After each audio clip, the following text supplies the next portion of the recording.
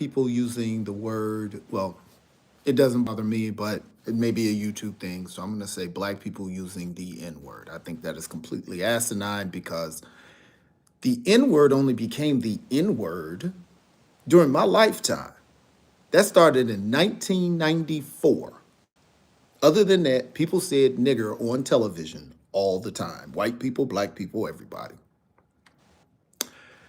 That word did not become the N word until whites began to punish other whites about using that word. That all started with Mark Furman and the LAPD over the O.J. Simpson case. But it was never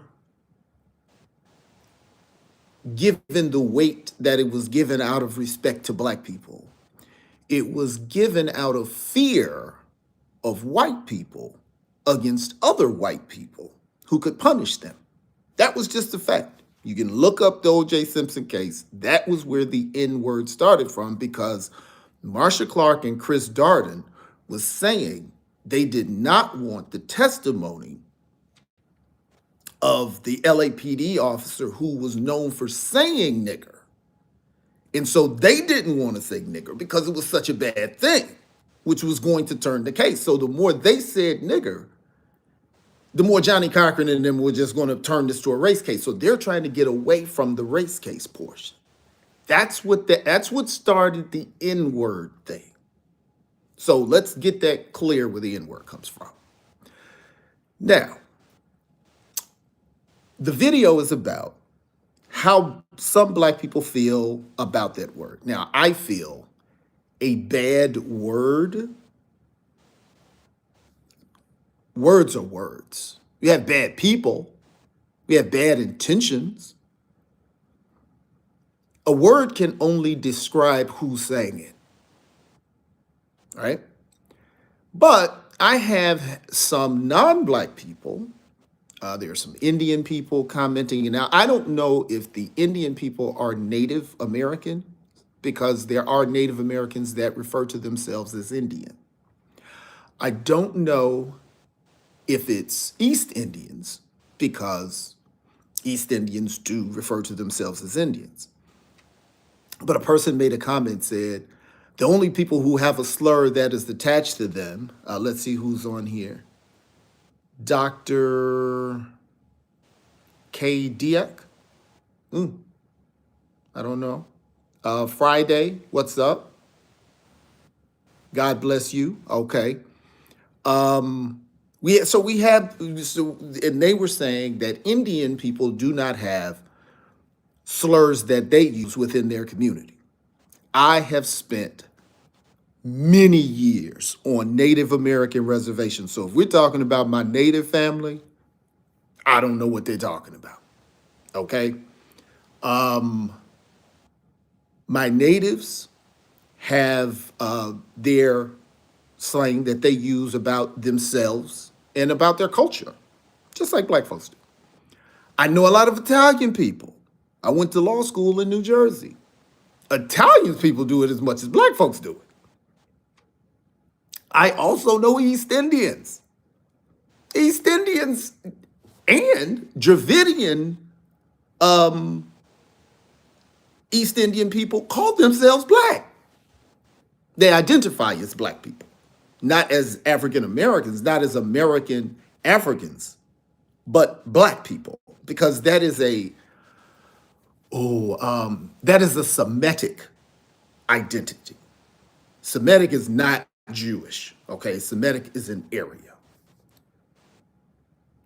Okay, we got a genius on. So that person who was commenting, these people don't do that. Perhaps the limit of knowledge that you have or who you spend time around, that is the extent to your awareness and the circumference of your awareness. That's fine. But that has not been the result of my study. Also, there were some Mexican and Latino brothers and sisters that commented saying, we use ese or we And we don't flip out when somebody says that, but black people flip out on the N word. Well, number one, we always have to remember that we have different histories in this country that create different outcomes. All right? So different cultures respond to society differently based on their experiences. No group has come to this country as imports other than the African. That's it. No one else. No other group in the world in history has experienced chattel slavery. All right? No other group. Chattel slavery, not slavery, chattel slavery. And if you don't know the difference, you probably shouldn't you shouldn't comment on it until you learn the difference. That's number one. So if you're saying I'm Mexican and Mexicans don't respond the way that black people do, that's because Mexican people aren't black people. But for my Mexicans that are trying to cause some kind of wedge between Mexican and black people, learn your history. Mexicans and black people have a very strong history together before they were divided by the power structure that runs this country. See, the reason why Texas became an independent country from Mexico was because the Mexican government was enforcing an anti-slavery doctrine that they had once they won their freedom from Spain. And it was the fact that they were fighting against the Anglo settlers, Stephen Austin, Texas, people, did not want to keep slavery out of Mexico. So my Mexican brothers and sisters, learn your history. Don't just start off at the division where the power structure got us divided, like they get black folks talking about, yeah, get the immigrant Mexicans out of the country. But hey, remember that country, the country that they're coming into was taken from Mexico. Remember, Texas all the way to California, up to Idaho was Mexico. So before we start talking about who doesn't deserve to be here, the same country, United States, that supports Israel coming back and taking their land that was wrongfully taken from them, that they owned at one time. The United States is the number one supporter of Israel. Well, why aren't they a supporter of Mexicans coming back, taking their land that was taken from them through the Treaty of Guadalupe Hidalgo? Why aren't they supportive of Native Americans getting their land back? So again, before you begin to get hostile and comment about what black people are or are not doing, first try to get an understanding. Because there are things that are unique to Mexican culture that are not something for black people to judge. There are things in Native American culture that's not for black people to judge. But if you're going to judge it, and if you have some type of interest in it, learn about it. Take the time to learn it. Why do Native Americans seem to function the way they function? Why do they seem to have the disposition that they have? Learn their history and then say, okay, based on what I know, this is my judgment. And then ask them. So again, let me see what these comments are and see if it's anything that is United States was built by other countries. Okay. Megamind. I'm going to take that as a compliment. Can you shout out my friend Janus? I just did. Whitey victimhood, pure entitlement, a beggar looking for handouts. Okay, I don't know what whitey victimhood means. Again, if the person who is making that comment about whitey victimhood,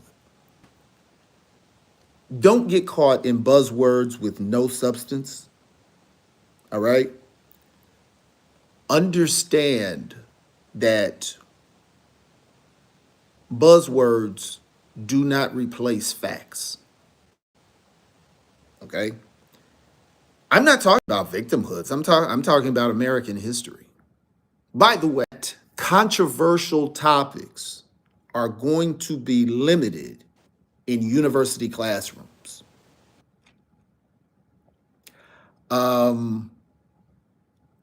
I think that that's troubling because what is considered controversial and who is the person that is going to tell what is and what's not controversial.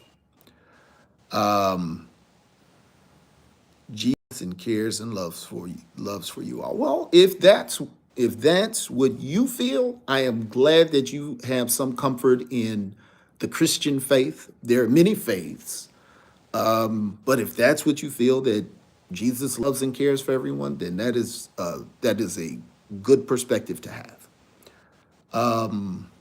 Bruce Willis, I have no idea what Bruce Willis means. I look nothing like Bruce Willis. But that was the comment that's something I wanted to touch on, pursuant to this particular video of mine that is starting to get some traction again. Remember, we all have different histories, and histories create systems, and systems create outcomes. So if you're judging an outcome with of the history, you're probably making an unqualified assessment. I'm going to go ahead and let you guys go. You have a wonderful day, and make sure that you hit the button.